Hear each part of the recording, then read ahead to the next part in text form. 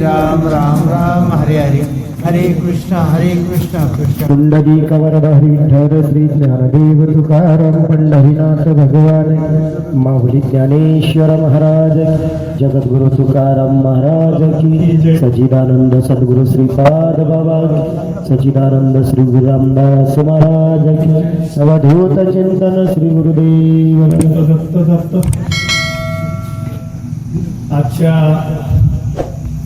या अपूर्व अशा वैष्णव मेळाव्यासाठी आपण सर्व इथे जमलेला आहात आणि विजूभाई गागरे त्यांचे जे सहकारी आहेत, सुंदर असं नियोजन केलेलं आहे. मागच्या वर्षी गावामध्ये मेळावा घेतलेला आपण, पहिलं वर्ष होतं, हे दुसरं वर्ष आहे आणि सुंदर असं नियोजन विजू गागरे आणि त्यांची जी मंडळी, सहकारी मंडळी त्यांनी केलेलं आहे. कारणाशिवाय कार्य घडत नाही. तर आपण एवढे लांबून आलात, राहणे गुरुजी आलेत, त्याच्यानंतर हे दादा धुळ्यावरून, आमची मंजूताई, भोटू महाराज, मी मुंबईवरून आलो. तर एवढं सारं कशासाठी?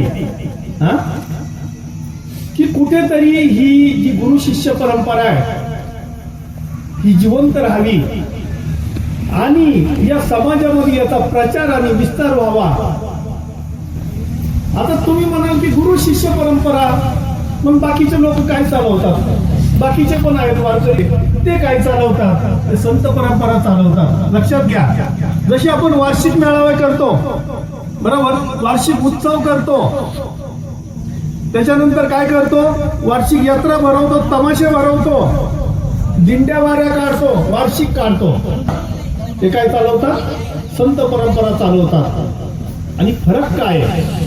आपणही वारकरी संप्रदायाचे 4 आधार स्तंभ सांगितले, सर्वांनाच माहिती आहे. तो फरक काय? की इथे गुरु शिष्य परंपरा चालवली जाते. अनादिकालाचं नाम तत्व, तो बोध अजूनही होतो आणि ती जिवंत आणि ज्वलंत अशी प्रचिती आणि अनुभूती आजही आणून दिली जाते. आजही दशमद्वार, त्या दिवशी राणे गुरुजी होते पिंपळगाव निपाणीला, आजही दशमद्वार उघडं करून दिलं जातं. कारण का बाकीचा जो समाज आहे, जो अज्ञान समाज आहे, वारकरी संप्रदायातील समाज आहे, त्यांचे अजूनही 9 द्वार आहेत. किती आहेत? 9च आहेत. आणि आपला फायदा काय आहे? की आपल्याला ह्या बाबांची कृपा झाली, गुरुवर्य ऋषालीताई यांची कृपा झाली आणि आपलं दशमद्वार खुलं झालं. त्याच्यामुळं सायुज्य मुक्तीचा आपल्याला लाभ झाला. ते म्हणा त्यांना नाही होत का? त्यांनाही मोक्ष प्राप्ती होते. पण कोणती होते? 3 प्रकारची होते. ज्याला सद्गुरूची गरज नाही, सात्विक कर्म करा, तुम्हाला मोक्ष प्राप्ती होणार, तुम्हाला स्वर्ग लोकांमध्ये जागा भेटणार की नाही. पण ज्या वेळेस तुमचं पुण्य क्षीण होईल त्यावेळेस तुम्हाला परत इथे पकडणार आणि 84 लक्ष योनीमध्ये या पृथ्वी तलावर फेकून दिलं जाणार. पण आम्ही एवढे भाग्याचे, आम्हाला परत जन्म मरण नाही. साखरेचा नव्हे ऊस, आम्हा कैसा गर्भवास आहे की नाही.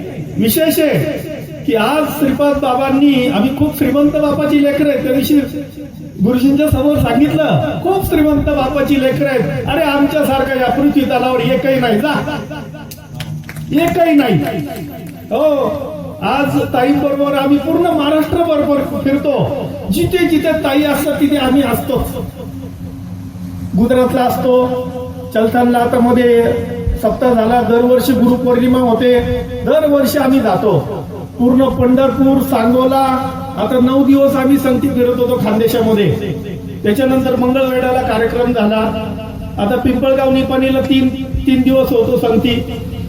तर गुरूंनी जो पायंडा घालून दिलेला आहे, जसं श्रीपाद बाबांच्या पायावर पायी ठेवून चालणारी जी मंडळी आहे, तेच कार्य आपल्याला पुढे न्यायचं आहे आणि हाच खरा संप्रदायाचा विस्तार करायचा आहे. आणि त्याच्यासाठी आपल्याला गुरुने दिला ज्ञानरूपी वसा, आम्ही चालवू पुढे वारसा. आता सर्वजण सांगतात 4 संप्रदाय, बरोबर. या दादांनी सांगितलं, आदिनाथ गुरु, सकल सिद्धांचा, मच्छिंद्र दयाचा मुख्य शिष्य मचिंद्राने बोध गोरक्षाशी केला, गोरक्ष वळला गहिनी प्रती, गहिनी प्रसादी निवृत्ती दातार, ज्ञानदेव सार चोदवले. आणि ह्या 3 भावंडांमधून सोपन काकांनी विसोबा खेचरांना अनुग्रह दिला. बऱ्याच लोकांचा असं संभ्रम आहे, कोण म्हणते ज्ञानेश्वर महाराजांनी दिला, कोण म्हणते मुक्ताबाईंनी दिला.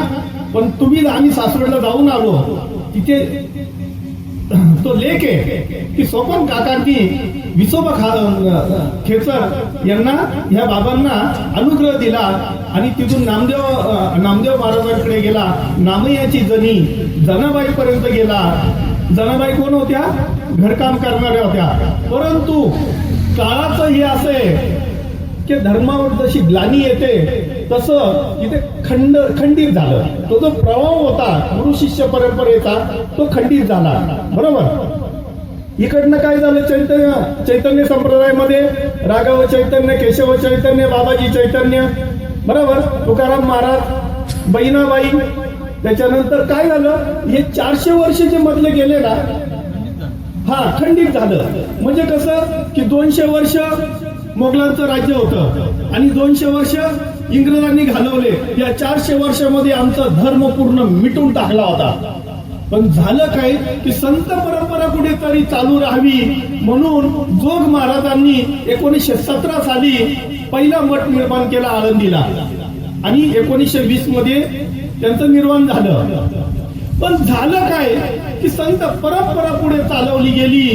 आजही या तुमच्या नाम अष्ट सात्विक भाव आनंद अनादी कालाची तुमची गुरु शिष्य परंपरा एकालाही मान्य नाही. जा आमचा 600 लोकांचा कीर्तनकारांचा महाराष्ट्रामधील ग्रुप आहे. ज्यावेळेस आमच्या पोस्ट पडतात सर्व आहे आम्ही. बहुतेक इथे कोण कोण आहे कीर्तनकार ग्रुप मध्ये? हात वर करा.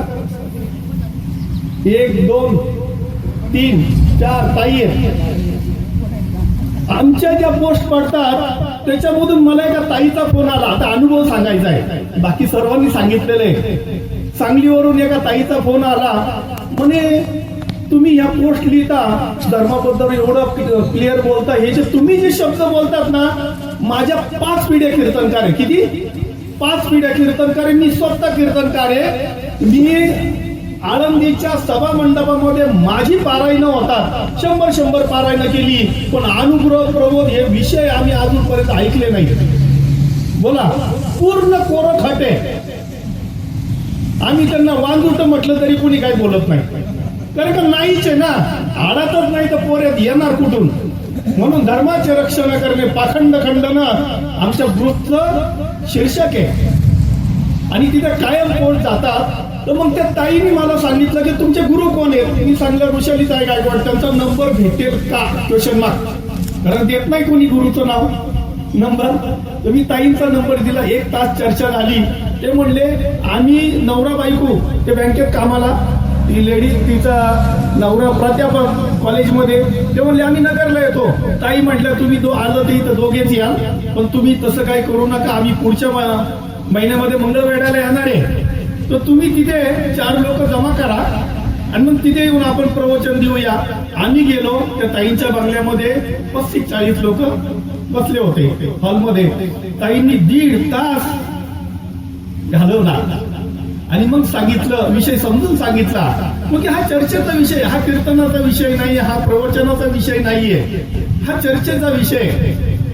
आणि तिथे गेल्यानंतर त्या 35 लोकांमध्ये विचारलं कुणाला विषय पटलाय. बरं, त्याच्यामध्ये एकही अनएज्युकेटेड नव्हता. त्यांची मुलगी MD engineer, sorry MD doctor, मुलगा इंजिनियर, त्याच्यानंतर प्राध्यापक लोक, ज्योतिष लोक, असे म्हणजे सर्व त्या लेवलचे बँकेमध्ये काम करणारे शिक्षक लोक. 16 लोकांनी अनुग्रह घेतला. किती? 16 लोकांनी. त्याच्यामध्ये ज्यावेळेस आम्ही त्या बेडरूम मध्ये बसवलं तर 3 लोकांची अवस्था झाली तिथे अष्ट सातवी. आणि काही लोक रिझर्व होते. काय होते? रिझर्व. ते बोले नाही नंतर पाहू. मग आता आम्ही मागच्या 1.5 महिना झाला सांगोल्याला गेलो. जे रिझर्व होते ना ते गाडी करून आले तिथे आणि तिथे त्यांनी अनुग्रह घेतला. पर्याय नाहीये. तसंच या गावातलं सांगतो, तांबेऱ्याच्या गावातलं सांगतो माझा अनुभव की या तांबेरे गावामध्ये काही नवले नावाचे लोक आहेत आणि त्यांना वाटलं मी तांबेरेचा आहे म्हणून त्यांनी मला त्या ग्रुपमध्ये ऍड केलं. तर माझ्या पोस्ट पाखंड खंडनाचे जास्त असतात आणि त्याच्यामुळे त्यांनी मला विचारलं, रमेश साबळे, इंजिनियर रमेश साबळे ते आज आले नाही, त्यांना दुसरं काही इमर्जन्सी काम निघालं. तर ते म्हणले तुम्ही धर्मावर एवढं ओपन बोलता, हे कसं शक्य आहे? म्हटलं दादाजी आम्ही बोलतो ना ते आम्ही सिद्ध करून दाखवू. जर कधी वेळ आली भविष्यामध्ये तर नक्की तुमची आणि आमची गाठ होईल. त्यावेळेस मला तांबेरे हे गाव कुठे ते सुद्धा माहित नव्हतं. पण 6 महिन्यानंतर मला ताईंचा फोन आला की आपल्याला तांबेऱ्याला मेळावा करायचा आहे. आणि मग त्यावेळेस मी त्यांना कॉन्टॅक्ट केलं, म्हटलं आम्ही तांबेऱ्याला येणार आहे. तो योगायोग जुळून आला. किती वर्षांनी आला जुळून. मागच्या वर्षी तिथे प्रवचन झालं. मला माहित नव्हतं कोण आहे हे. रमेश साबळे ते भाजपचे कार्यकर्ते, इंजिनियर, गव्हर्नमेंटची सर्व्हिस होती. आणि प्रवचन झाल्यानंतर त्यांना तो विषय पटला आणि पटल्यानंतर विजू गागरे दादांना घेऊन आले. ते म्हटले मी रमेश साबळे, बरोबर. आणि मग ते म्हटले मला अनुग्रह घ्यायचा आहे. अनुग्रह घ्यायचा आहे. मी कुठचा? मुंबईचा. ते कुठचे? तांबेऱ्याचे. ओळख काहीच नाही. आणि मग त्यांनी मला सांगितलं की अनुग्रह घ्यायचाय विजूदादाकडं. तर ते म्हणले आज सर्व दिवस हे तुम्ही उद्या या. मग ते दुसऱ्या दिवशी किरण गागरे सरांच्या घरी आले आणि दोघं नवरा बायकोनी त्यांनी अनुग्रह घेतला. लोक म्हणतात की ते आम्ही ते हे करतो तरी लोक घडतच नाही. त्या दिवशी एकदम भेटला खानदेशामध्ये, म्हणजे आम्ही 3 मेळावा केला, एकाने अनुग्रह घेतला नाही. अरे एकानेही घेतला नाही म्हणजे घेऊन झालंय. तुम्ही बाहेर पडा तेव्हा तुम्हाला गिराईक भेटतील. इथं जागेवर तुम्हाला गिराईक भेटणार नाही. आम्ही असं एकही ठिकाण नाहीये ताईनं आम्ही जातो ना, कुठेही जाऊ दे, कमीत कमी एक, जास्तीत जास्त 7, 8, 16चा आकडा सांगितलाय. राहिलेले 4 परत आले, 20 झाला. बरोबर, चालूच आहे. तर हे जे कार्य आहे हे अविरत पाखंड खंडन करून आज आम्ही ज्यावेळेस त्या ग्रुपवर बोलत असतो कुणाची हिंमत नाही. आम्ही त्यांना सांगितलं आम्ही तुम्हाला शास्त्र संमत, तुम्ही धर्म सभेत बसा, आम्ही तुम्हाला शास्त्र संमत सिद्ध करून दाखवू. आणि जर नाही सिद्ध करून दाखवलं तर तुम्ही म्हणाल ती शिक्षा बघायला आम्ही तयार आहे. म्हणजे एवढ्यापर्यंत आम्ही क्लिअर बोलतो तरी त्यांच्या डोक्यामध्ये ते शिरत नाही. नामावर विश्वास नाही. अच्छा, घोळ काय झाला सांगतो. घोळ काय झाला, जेवढे देवांची नावं आहेत, रामकृष्ण हरी विठ्ठल केशवा माधवा, ओम नमो भगवते वासुदेवाय नमः, आम तत्वमसी अहम ब्रह्मास्मी, जेवढे मंत्र आहेत त्याला म्हणायचं नाम. आता आम्ही सज्जनगडावर गेलो होतो, ताई होत्या, तेव्हा आता बसा जेवायला, म्हणे आता नामस्मरण करा पहिलं. त्यांनी काय केलं, श्रीराम जय राम जय रे राम, बरोबर ना. म्हणजे मंत्र हेच नाम, तुम्ही कोणताही मंत्र घ्या तुम्हाला मोक्ष प्राप्ती होणार असं उघड सांगतात. आणि एवढं अज्ञान भरलंय नाही या वारकरी संप्रदायामध्ये, जिथं नाही असायला पाहिजे पूर्ण ग्लानी आलेली आहे. आता असं सांगू नये. मागच्या वर्षी भंडारा डोंगरावर हे झालं, सप्ताह झाला, बरोबर. तर त्या सप्त्यामध्ये माझ्या आत्यांचा मुलगा तिथे सप्त्याला गेला, 7 दिवस राहिला आणि त्याला वाटलं की मी माळ घालायची म्हणून रिटायरमेंट झाला. ओतूर साहेब रिटायर म्हणून जे तिथले वारकरी भूषण होते त्यांना शरण गेला आणि म्हटलं मला माळ घालायची. त्यांनी काय सांगावं, त्यांनी म्हटले या तुमच्या हाताने माळ घाला आणि बोला रामकृष्ण हरी आणि अक्कल येऊ द्या. काय मंत्र दिला, अक्कल येऊ द्या. आता काय झालं, मागच्या वर्षी ना जास्तही नाही, नोव्हेंबरला माझ्या मुलीचं लग्न झालं. मी लग्नपत्रिका घेऊन आहे ना आत्यांच्या मुलाच्या घरी गेलो. तर ते मला म्हणे बाळासाहेब तुम्ही कीर्तनकार आहेत, मला एका प्रश्नाचं उत्तर द्या. म्हटलं काय झालं, आणि सर्व त्यांच्या घरचे बसलेले होत्या तिथे. तर ते म्हणे काय झालं, तर ते म्हणे मी भंडारा डोंगरावर गेलो होतो, तिथे 2 करोड रुपये सप्त्याला लागले, खूप मोठं. 375 तुलसी, 375 तुकाराम नावाची माणसं, 375 फेटे बांधलेले लोक, असं सर्व काही तो नवाजमा होता. आणि म्हणे माझी इच्छा झाली की माळ घालावी, आपला कुठून तरी जीवनाचा उद्धार व्हावा, म्हणून ते वारकरी भूषण होते जे नियोजक आयोजक आहे त्यांच्याकडे मी गेलो. आता मी नाव नाही घेत, त्यांच्याकडे गेलो. त्यांनी मला असं असं दिलं, खरं काय? तर मी त्यांना सांगितलं, बघा इथे काय म्हणतात ना, म्हणजे तुम्हाला असे भेटतील की त्यांच्याकडे ते ज्ञानच नाहीये. हा, कुत्र दळीत आणि आंधळ दळीत आणि कुत्र पीठ खात, अशी ती अवस्था आहे. आणि मग त्यांनी सांगितलं तुमचे गुरु कोण आहे?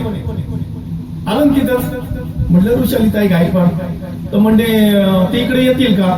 मग आता आमचा आई निवाय वाडीला आमचा कार्यक्रम होता, तेव्हा त्यांनी अनुग्रह घेतला. तर त्यांच्या मागे मग सर्व लागतात, त्यांच्या फॅमिलीनी घेतला. लक्षात पुढेही काही रेफरन्स दिले, म्हटले इकडे चला तिकडे चला. एक घडला ना तर पुढची लाईन ऑटोमॅटिक लागते. आपल्या बाबतीत तेच घडलंय. मी ज्यावेळेस घडलो पहिलं सासरवाडी पकडली, नंतर मग आमच्या इकडे सर्व लोक भेटली. मी प्रबोध घ्यायच्या अगोदर जवळपास 60 लोकांना मी गोटीला आणायचं. किती? 60 लोक ताईंच्या पुढे नेऊन ठेवली आणि सर्वांना कुणाला प्रबोध दिला, कुणाला अनुग्रह दिला. हेच कार्य करायचंय. पण मला म्हणून खरं सांगतो तुम्हाला ते ज्ञान समजलं नव्हतं, अनुग्रह ते प्रबोधापर्यंत. ज्या दिवशी माझा प्रबोध झाला, काय काय उपजला अंतराय म्हणून काय तोरा झाली, सहस्रदरे उगवला सूर्य जैसा. आणि जोपर्यंत आतला ज्ञान सूर्य जागा होत नाही, तुम्ही बाहेर किती दिवे लावा, काही उपयोग नाही. आणि त्या दिवसानंतर तुम्हाला विशेष वाटेल, माझ्या कुळामध्ये कोणी संत नाही, कुळामध्ये कोणी माळकरी नाही. कसं काय आम्ही त्यातून निवडून पडलो आम्हाला माहित नाही. काहीतरी पूर्वजन्माची पुण्याई म्हणून ही आमच्या गावातही कोणी संत नाही, आमच्या गावातही कोणी कीर्तनकार नाही. मी पहिला कीर्तनकार आहे आणि तरी आमच्या गावामध्ये मला विरोध आहे. बोला. हा नाही, एक ठेवलं होतं. एकदा मी टाळी घेऊन उभा होतो, आता सांगतो, एकदा टाळी घेऊन उभा होतो आणि जोग महाराज संस्थांच्या कीर्तनकार होता. ऐका, जोग महाराज कीर्तनकार होता. त्यांनी सर्व झालं, कीर्तन वगैरे झालं, सांगता झाली. सारखे हँडवेल घेतात, वाचतात, मोबाईल काढतात, शायनिंग मारतात. तर ते म्हणे इथं लेडीज कीर्तनकार येतात का? बोले हो येतोय, कारण ताईंचं कीर्तन झालं होतं. ते म्हणले येत असेल तर येऊ देऊ नका. काय म्हणे? येत असेल तर येऊ देऊ नका. आणि त्याच्यावर मी टाळी घेऊन असताना ऑब्जेक्शन काढलं होतं. म्हटलं तुम्ही असं बोलू कसं शकता? आणि त्यांना प्रमाण दिलं. आदिनाथ बीज प्रगटले. सर्वात पहिला जर अनुग्रह दिला असेल हा स्त्रीला दिला. स्त्री शिवाय संसार पूर्ण होऊ शकत नाही आणि स्त्री शिवाय परमार्थ पूर्ण होऊ शकत नाही. अरे काय करतो देव? काय वेडा होता का? 3 भावंडांच्या मागे आदिमाया शक्ती पाठवली. का पाठवली बरं? हा, काहीतरी कारण आहे की नाही? 100 पुत्र जन्माला घातले कौरव, त्याच्या मागे घातली की नाही दुशाला? हा, मग त्याच्यामुळे आदिमाया शक्ती शिवाय ते चक्र पूर्ण होऊ शकत नाही. आणि तुम्ही सांगताय की स्त्रियांना अक्कल नाही, त्यांना नारदाच्या गादीवर उभं राहू देऊ नका. आजही तिथे माझी फायटिंग चालूच आहे. पण झालं काय, ज्या बाबांनी बोललं ना, त्यांच्या गावाला एक दिवस हांडे महाराजांचं कीर्तन होतं आणि हांडे महाराजांनी त्यांना बोलून घेतलं. ते पूर्ण हे प्रकरण फेसबुकवर गेलं. मग त्यांनी बोलून घेतलं. मग त्या महाराजांनी माफी मागितली. म्हटले चुकून असं झालं. आणि मलाही फोन आला. म्हटलं तुम्ही हेच विष पेरायचं काम करता काय समाजामध्ये? परत असं करायचं नाही. आणि कोणी असेल ना त्याला माझं नाव सांगा, जा रेकॉर्डिंग करून ठेवा. हो, आम्ही पाखंड खंडनासाठी उतरलो या पृथ्वीतलावर. जास्त बोलत नाही कारण का वेळ खूप कमी आहे. बोला पुंडलिका हरी. श्री ज्ञानदेव तुकाराम पंढरीनाथ भगवान की